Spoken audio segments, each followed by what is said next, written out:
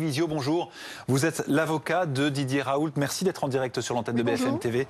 Comment vous interpellez la décision de la Chambre régionale de l'Ordre des médecins de convoquer votre client ?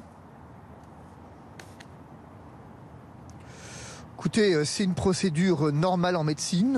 Aujourd'hui, bien malin le médecin qui se dit à l'abri des poursuites disciplinaires. C'est un jeu national en France. Plutôt que de réfléchir au vrai sujet, les ordres préfèrent effectivement poursuivre des médecins. C'est le lot quotidien. Et d'ailleurs, si vous cherchez une raison pour laquelle on n'a plus de médecins, allez chercher de ce côté-là. C'est l'une des raisons. On assiste tous les jours à des dévissages de plaques parce que les médecins en ont marre, tout simplement. Ces médecins reprochent au professeur Raoult d'avoir fait la promotion de l'hydroxychloroquine pour traiter le coronavirus. Est-ce qu'il continue à faire la promotion de son traitement ? Alors, le professeur Raoult n'est pas un commerçant, il ne fait pas de promotion. Le professeur Raoult est un scientifique qui cherche et qui, effectivement, en l'occurrence, a mis en évidence qu'un traitement fonctionnait. Et d'ailleurs, vous notez que les plaignants, pour certains, en tout cas pour ceux qui ont fait un signalement, eh bien, reprochent au professeur Raoult d'être à l'origine de l'utilisation massive de ce traitement en Afrique. C'est-à-dire que, alors même que des pays avec des scientifiques de renom utilisent la molécule, plutôt que de reconnaître que ça peut-être effectivement fonctionner et que nous avons des études en ce sens, que font les médecins qui en ont contre le professeur Raoult disent « Ah ben oui, mais non, mais c'est de la faute de Raoult si en Afrique on l'utilise ». C'est complètement délirant. On assiste à un délire total. Maître, on parle parfois de délit de sale gueule. Est-ce qu'avec votre client, il n'y a pas un délit de grande gueule ? Oh, mais si, bien sûr. Je pense qu'il y a surtout un délit d'excellence. C'est-à-dire que nous sommes dans un pays qui n'apprécie pas effectivement l'excellence. Le professeur Raoult, c'est un énorme problème parce qu'on comprend ce qu'il dit.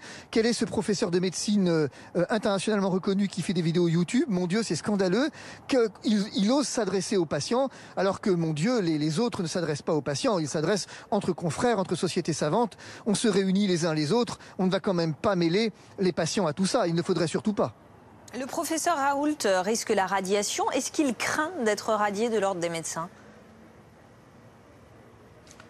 Alors je vais vous dire, il en faut beaucoup plus au professeur Raoult quand même, d'une part. D'autre part, moi j'ai une expérience incontestée de ces dossiers. Honnêtement, la radiation du professeur Raoult, ceux qui la pensent possible, eh bien, n'ont jamais mis les pieds devant la chambre disciplinaire. Et moi vivant, le professeur Raoult ne sera pas radié, je vous le garantis. Et il ne sera même pas condamné. Est-ce que ça l'atteint quand même, toutes ces charges qui peuvent peser contre lui, ou alors il est vraiment dans un autre agenda ? Le professeur Raoult lutte, paraît-il qu'on est en guerre, il est un soldat, et les soldats en guerre, eh bien ce qu'ils font, c'est qu'ils luttent contre l'ennemi, ils ne luttent pas contre leur propre camp.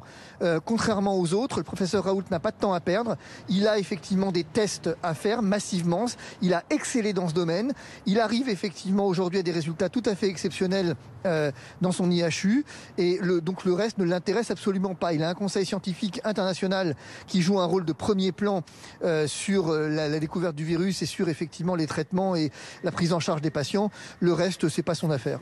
Merci beaucoup, maître, d'avoir été en direct avec nous. L'actualité.